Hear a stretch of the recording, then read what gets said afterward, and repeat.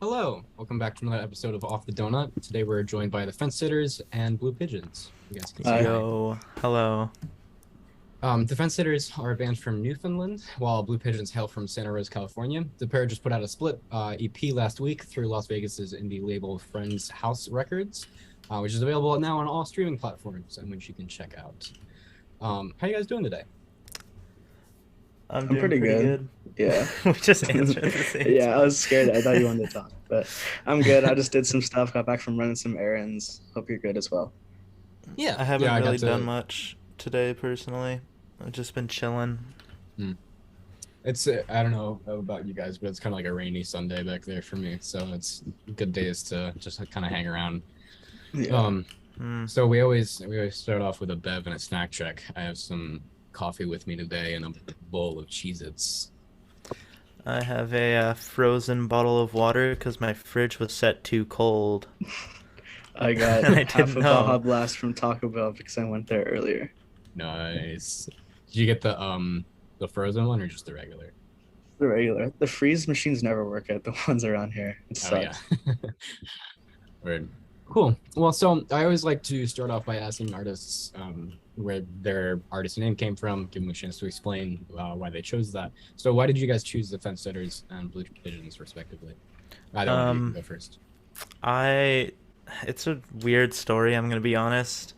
The Fence Sitters, as like the name, there's this band I was in very briefly. It was like this online thing in like 2017 that didn't go further than the concept stage. Mhm. And we had like a bunch of name ideas, and one of them was Fence Sitter, and I somehow found the name at one point, probably in like my notes from like 2017, and I was just like, huh, that'd be a pretty cool name. So I changed it slightly and took it for my own. Word. Mine's not as interesting as that. Honestly, it literally has zero meaning. I think if I remember right, I was in like eighth grade is when I started playing guitar, and I pretty much started doing songs immediately. And I was just like, if I want to release stuff, I gotta have a name for it. I think I honestly just use one of those like random band name generators online, just Oh kind of yeah. stuck with it. I've thought about changing it, but like I don't know. It's just become like associated with it, and I don't really mind it. So Word. I'm just still Well, rolling with I it. think that's legitimate too. Not all band names Yeah, necessarily have to mean much, and if it fits, it fits. So yeah. it's cool. So the artwork for the split features like individual characters, appropriately sitting on a fence. Who did the artwork for the EP? Um, Few there's people. yeah, Yeah, there's a few people. Someone named Dub. They go by Gas Station Cat on like Twitter and whatnot.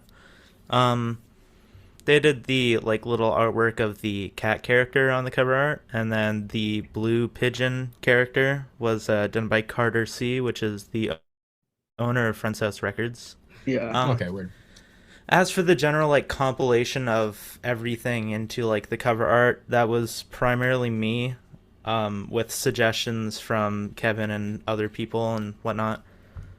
So yeah. There was a prototype cover. That was just a picture of Cam's cat.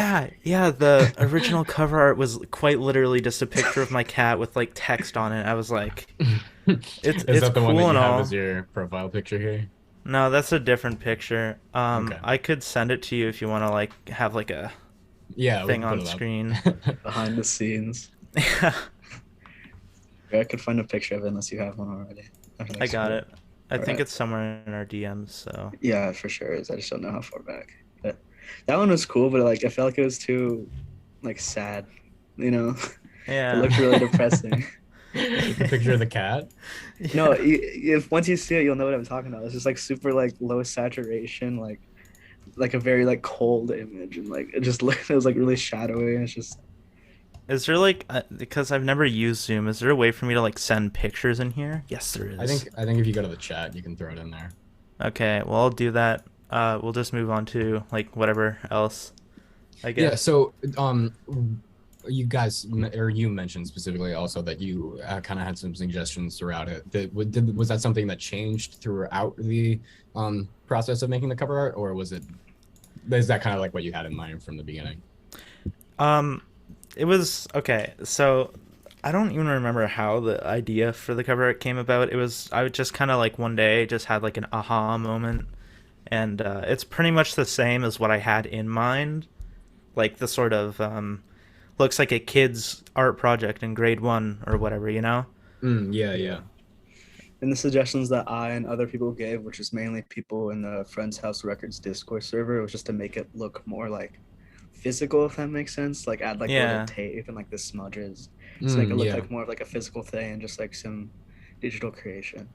Some yeah. added texture to it. That's cool. Yeah, exactly. The picture came up.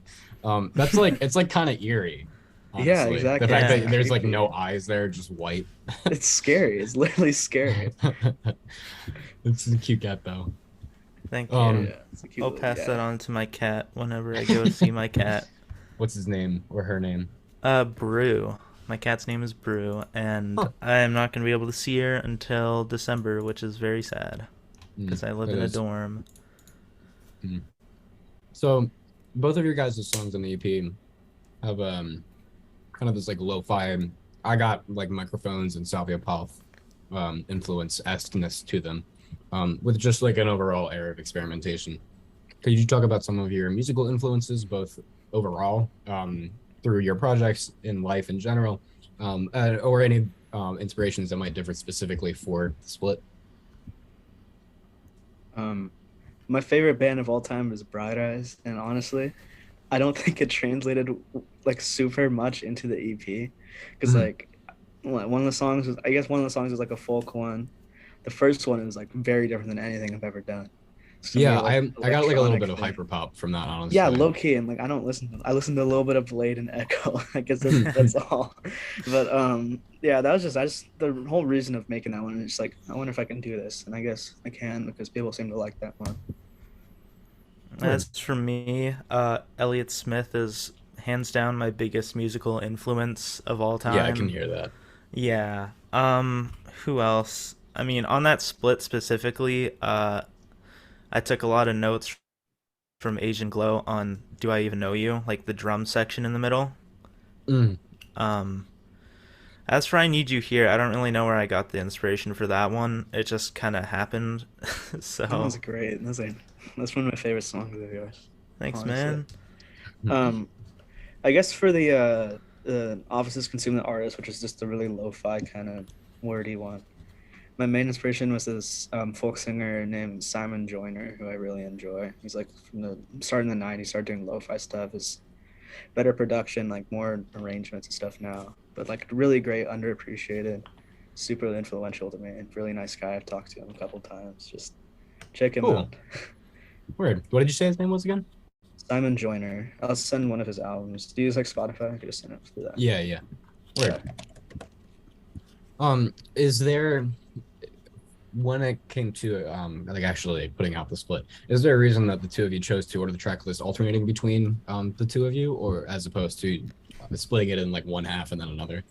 It That was was, more just to give us like an I won't it was more my idea, I would say. yeah, I was gonna And I say. it was just I guess to give us more like an even distribution, if that makes sense. So, if someone's listening to it, if it's like a fan of like Cam's music, who's Fencesitters, or someone who's a fan of just coming from my music, I want it to be more like even coverage for both of us. So like someone's not just gonna listen to like half the songs that are like would be mine and half that would be his. So it's more just like, oh, people can listen to like discover. I don't know how to make it, but you know No, what I mean. I know what you mean. I It's know what like you're just like saying. even coverage, if that makes sense. Yeah, Yeah. yeah. No, that makes And sense too. then, Especially because a lot of times when I end up listening to splits, if it's an artist that I like, I'll only stick to that half. So I think Yeah. that makes a lot of sense. but yeah, we were initially gonna do tapes, but we couldn't find like a label that was like interested in doing tapes. Yeah, Um, it's unfortunate. and what we were gonna do for the tapes is we were gonna do like one side have one artist, the other side have the other artist. But the tapes never ended up happening. So, oh well. Yeah. Word. Maybe in the So future though we can put that out, but that's an idea for sure. Hmm. cool. So the split itself actually ends with covers that the two of you did of the other songs, Kevin covering The Fencesitters Tell You and Cameron covering Blue Pigeons St. Rita respectively, which is a concept that I always find really fun and cool. How long into the process of talking about or making the split did that come up? Pretty immediately. immediate. Yeah. Yeah. Kevin was like, "Oh, like the initial idea for the split was one song and one cover of each song's like from the get go." But then Kevin was like, "What if we do two songs? Because one song doesn't really seem like super long." And I was like, "Yeah, sure, why not?" Yeah, that was So more yeah, for like fit for the idea of the cassette tapes, because like no one's gonna buy a tape with four songs on it. I feel like so we yeah, wanted to make it like worth, and even though tapes didn't work out, we were like, we have these songs. We should just like release them still. We shouldn't just like hold them. So Word. that's where that came from. Was it hard to figure out which songs you wanted to cover from each other, or was that also like pretty quickly something easy to figure out? for me personally, I immediately knew. Like as soon as It I took was me like, like a okay, yeah. day. I was It like, took me yeah, like a I'm gonna day. do Saint Rita. Tell you was good. I just thought I feel like I could do that one more in my style, I guess, the most, and mm, I think it turned out well. I don't know. Yeah, that was actually my next question is what do you think of like the others' approach to the songs that you had already laid out? I love Kim's version of mine. It's awesome. It's Man. crazy. It's like some little. The drums remind me of like some like old country folk rock song. It's just like crazy. I don't know. as for your cover of Tell You, I also very enjoyed it. Thank you. It very like it fits the style of the song very well, and that little glockenspiel in the second chorus is just incredible. Thank you So much. I'm probably gonna steal that. Just saying. Glockenspiel is one of my favorite things to use in music, man. Feel free. It's like beautiful. Oh yeah. So Like many if you're Steal it writing back. credits. So, despite some of, again, some of that more lo-fi-ness to the production and just the sounds of the songs in general, there's still a lot of really full quality coherency in the recordings themselves.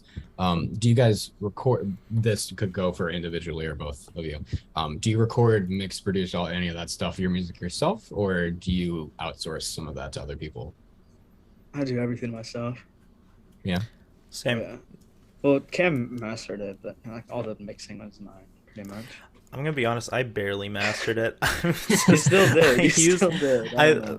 for the Tell You cover, there's like this AI mastering website, and I just stuck it in there. Was it BandLab? No, it was this other one that has like a cat on the cover. I think That's it's literally cool. AImastering.com. So like as soon as you go on, it's a cat. That's cool. And- I got Sensing a theme here. But for some reason that website like it fucks up the way drums sound and makes it sound like a really low quality MP3, for example. Like you know how it has like the pre-ring. Mm. It made it sound like that, so I just stuck it in FL Studio and opened up Maximus. Just a random preset because I don't know how to master. But I could That seems talk so about difficult. production and making these songs all day. I'm gonna be real with you. It's just something that I love talking about. But you know what? Fuck it. I'm gonna talk about it. Do I even know you? Started out as like the way I usually write my songs is I just have my microphone, have my acoustic guitar, whatever, and then I like place my fingers on random spots on the guitar until it sounds good, and then I just mess around with that, save the idea for like some other time. But this time I didn't do that exactly. I just recorded the song and it just kind of flowed and worked. The initial version of the song didn't have that ending acoustic part. It just had like up until the end of the intense drum part. Mm. And the acoustic part is actually in a different tuning from the rest of the song, which means I can't play it live. But yeah, it was just a idea I had on my hard drive for a while. I just kind of spliced them together and it worked. As for the recording aspect, my brother was at like a cadet camp, so I stole his microphone briefly and recorded it on like a HyperX Quadcast mic and just ran everything through, Logic Pro amp simulators and just a harsh limiter on the master channel. But overall, yeah, that was basically it for that one. But I Need You Here was kind of it was kind of a funny story how that was recorded, because the writing for it, like the initial song title was supposed to be a album track, but Okay. I kept scrapping the track from the album and re-adding it because I was on the fence, pun intended. Yeah. That it wasn't good enough for the album. So I ended up just taking the title because I found like it worked really well with the lyric melody that I came up with. And that one was probably done in like 30 minutes. Not like the final version, the writing though. It was very quick. But as for the recording, I went outside on my front porch to record the guitar because I didn't want like the echo from my room to make it sound like shit, basically. But it didn't even matter because I just put a cassette filter on it anyway. So I recorded it outside. I'll make it feel like shit myself. Yeah. Yeah. So anyway, I recorded it outside because, I mean, there's no walls for the sound to bounce off, right? It's just out into the dead air. And I got bit by mosquitoes constantly, and there's many takes where I end up, like, just going, fuck! And there's, like, a mosquito just, like, bugging my ankles, as they always do. It's always the fucking ankles. But anyways, yeah, so that one was recorded outside. Vocals was recorded inside. Banjo was recorded inside. And then the shaker thing was like a rice box because I don't have a shaker. Now, as for my cover of Saint Rita, that one is the least interesting because it was very conventional how I recorded it. So, it was just record the guitar track. I like the way I make my music is I usually record like a scratch guitar track, and then I go out into my drum room and I record drums to that. And the scratch track is quantized, so I can play like as on time as possible. Okay, right. And then it just kind of falls into place after that. Cool. Mine's not nearly as interesting. I literally recorded everything just on the built-in microphone in my computer and just do all the production in GarageBand. Like, and for the Office's one, I just can't put that filter over it because it just seemed empty without. Yeah, that's right. Because when I finished I Need You Here, you messaged me like, Office's Consume the Artist sounds like really off next to the lo-fi thing. Yeah. So yeah, that wasn't initially supposed to be lo-fi, but then it ended up being lo-fi. Yeah. Which is pretty cool. Weird. Was it Kevin, was any writing or recording stuff different for you for the split? Or was it all pretty consistent with what you usually do? It was consistent, I guess. I mean, I started off when I was started off doing music. I usually just did like just me on guitar. Then I got really tried to do way more stuff than I was able to. Try to make it like a lot of layers, but I didn't know how to mix it all, so it sucked. So it's kind of been like a wave of just like minimal, then like super bad, like hi-fi, then I can't do it right, so minimal again. So it was kind of like, I guess, Calling Card was the first song I did, and that one was like that was just an experiment one. The only like instrument that I actually played on that was just the guitar, and I put like this really weird, like, well, not weird, just like really heavy, what's it called, bit crush filter over that. And then everything else is just like a virtual instrument, except the vocals, of course. But oh yeah, the screams in that song are just me whispering with distortion because I didn't want to Really? That's really funny. Holy shit. Yeah, that's crazy.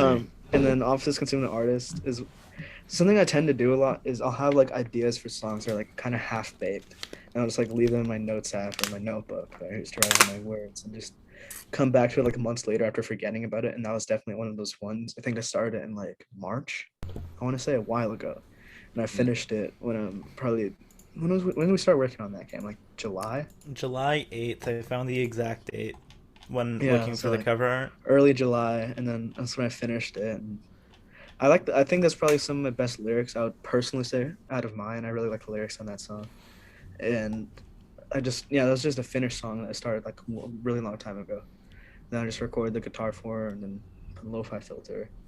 And the Tell You cover is just, I don't know, that was just like normal recording, I guess. Weird.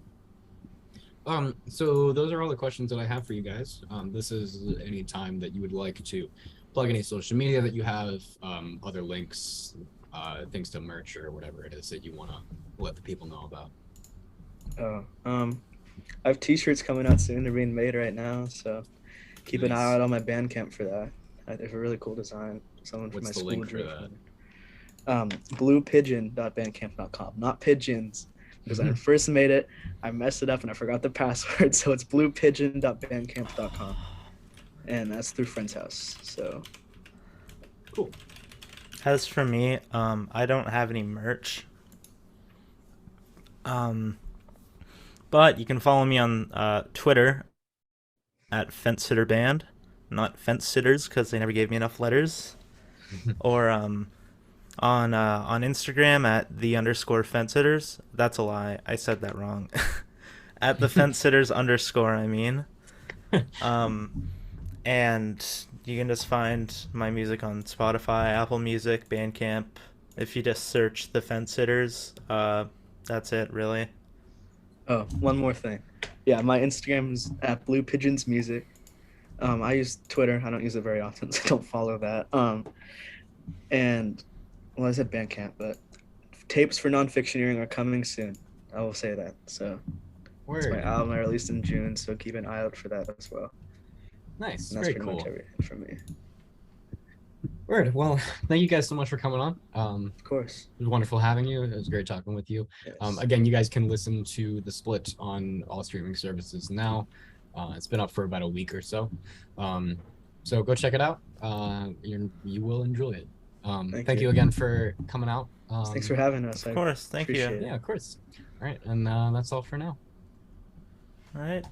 Bye.